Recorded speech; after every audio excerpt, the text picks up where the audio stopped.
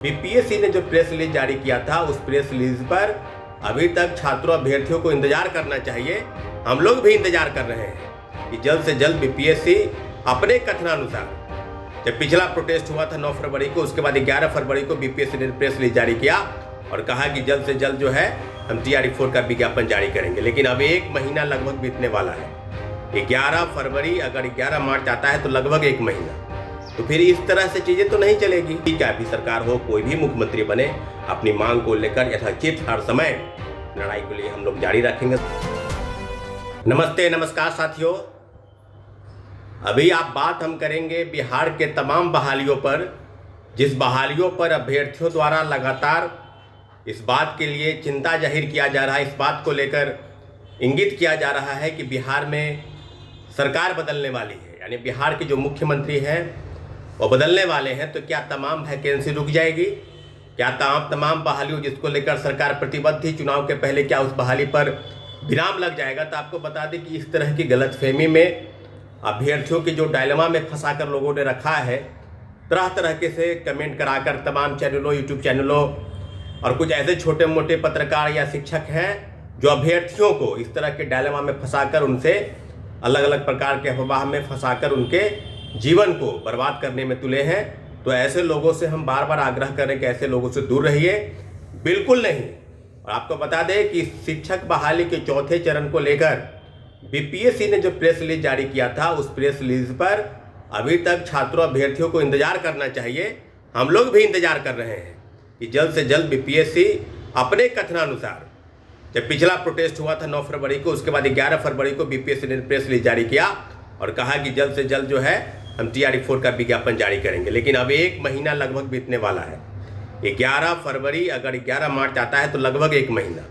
तो फिर इस तरह से चीज़ें तो नहीं चलेगी कि बार बार अभ्यर्थियों को आंदोलन के लिए विवश होना पड़ेगा। बार बार तो अलग अलग प्रकार से विगत 1.5 वर्षों से जिस प्रकार से आंदोलन चल रहे हैं, जिस प्रकार से डिमांड की जा रही है, और चौथे चरण के में लगभग 46,000 के आसपास पद की बहाली होगी।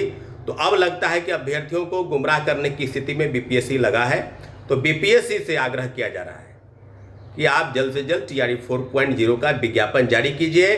आपकी अपनी शुचिता है, उसको भंग नहीं होने दीजिए। साथियों, इसके साथ साथ प्रोफेसर की बहाली होनी है लगभग 11,000 पद की। तो उसको लेकर भी ड्राफ्टिंग का काम जो है वो शुरू है। कई बैठकें हुई है राज्य सरकार के अपने स्तर से। और इस बार जो है BET यानी बिहार लिटरेसी टेस्ट, इसके आयोजन को लेकर कहीं ना कहीं मंजूरी होनी है। तो देखने वाली बात होगी, वही जो जिस प्रकार से पहले बहाली होती थी तो वो एकेडमिक परफॉर्मेंस के आधार पर, उस तरह से बहाली नहीं होनी चाहिए। चयन का आधार सिर्फ इंटरव्यू नहीं होना चाहिए। BET पात्रता परीक्षा हो, उसके बाद परीक्षा आयोजित हो, बीपीएससी आयोजित करे, तभी हम इस चीज़ को मानेंगे। और आपको बता दें कि हम लोगों ने जो पिछली बैठक की थी, उस बैठक के बाद हम लोगों ने 15 मार्च तक सरकार को अल्टीमेटम दिया था। तो 15 मार्च के पहले या 15 मार्च के बाद प्रोफेसरों की बहाली के लिए अंतिम बैठक आयोजित होगी। और बैठक के बाद अगर सड़क पर उतरने की जरूरत आवान पड़ी है तो सड़क पर उतरा जाएगा। इस बात के लिए अभ्यर्थियों को हम सूचित कर रहे हैं। साथियों, अन्य मुद्दे हैं जिसको लेकर लगातार तैयारी चल रही थी। प्रोफेसर के साथ साथ कंप्यूटर शिक्षक, जिसके लेकर लगभग 28,000 पद की बहाली की बात की जा रही थी, वो मामला अभी तक अधर में है।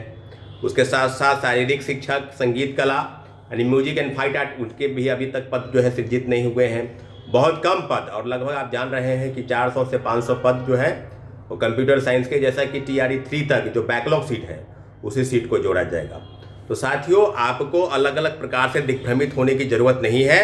चौथे फेज की बहाली पर सरकार द्वारा किए गए निर्णयों पर हम सभी अभ्यर्थी विश्वास करते हैं। पूरा भरोसा है कि बीपीएससी जल्द से जल्द TRE-4.0 के विज्ञापन जारी करेगी। साथियों, आपको बता दें कि आने वाले समय में जिस प्रकार से बिहार के राजनीतिक घटनाक्रम बदल रही है, मुख्यमंत्री बदलने वाले हैं, इसके साथ साथ बिहार का जो भौगोलिक परिवर्तन है वो भी होने वाला है। एक अन्य राज्य जिसका नाम सीमांचल होगा, बिहार के कुछ जिले, कटिहार, पूर्णिया, अररिया, फारबिसगंज आदि जिले, और उसके बाद जो बंगाल के कुछ जिले हैं उनको जोड़कर एक अलग सीमांचल राज्य बनाने की बात चल रही है। तो मुझे लगता है कि इन दोनों मामलों में, और राज्यपालों की भी नियुक्ति हुई है अलग अलग प्रकार से, पूर्व राज्यपाल यहाँ हटाए गए हैं, नए राज्यपाल आए हैं। अब अलग अलग प्रकार से मुख्यमंत्री इस्तीफा कब देंगे, मुख्यमंत्री सदन का विधि व्यवस्था कैसे सुदृढ़ होगी, सदन कैसे चलेगा, इन सब विषयों के अलावा बिहार में नए सरकार के गठन को लेकर जिस प्रकार से चीज़ें चल रही है, इस पर ध्यान आकृष्ट कराने की जरूरत है। बिहार में एनडीए की सरकार बनने वाली है, दोबारा बनी, और उसके बाद अब नए मुख्यमंत्री भारतीय जनता पार्टी का होगा, जेडीयू से कौन होगा, मंत्रिमंडल में कौन कौन लोगों को कौन कौन पोर्टफोलियो मिलेगा। तो ये सब चीज़ों पर सरकार के सामने बहाली जो है रुकी हुई है, क्योंकि जैसे ही सत्ता परिवर्तन होगा, मुख्यमंत्री की कुर्सी पर दूसरे लोग विराजमान होंगे, तो आगे के निर्णय, आगे की बहाली, आगे के जितने भी पदस्थापन के काम हैं या सरकार द्वारा किए गए नियुक्तियों पर लगभग 5 साल में जो सरकार का निर्णय था 25 से 30, लगभग हम 5 लोगों को 1 करोड़ सरकारी नौकरी और रोजगार, और जिसमें लगभग 25 लाख सरकारी नौकरी की बात जो है सरकार अपने स्तर से कर रही थी, उस मामलों पर क्या विराम लग जाएगा? तो बिल्कुल नहीं। TRE 4.0 के विज्ञापन जल्द जारी होंगे। इसके साथ साथ लाइब्रेरी साइंस की बहाली, कंप्यूटर साइंस, शारीरिक शिक्षक, म्यूजिक, फाइन आर्ट, इन सब बहालियों पर सरकार प्रतिबद्धता दिखाए, नहीं तो छात्रों अभ्यर्थियों द्वारा चाहे किसी का भी सरकार हो, कोई भी मुख्यमंत्री बने, अपनी मांग को लेकर यथाचित हर समय अपनी लड़ाई को लिए हम लोग जारी रखेंगे। साथियों, बहुत बहुत धन्यवाद।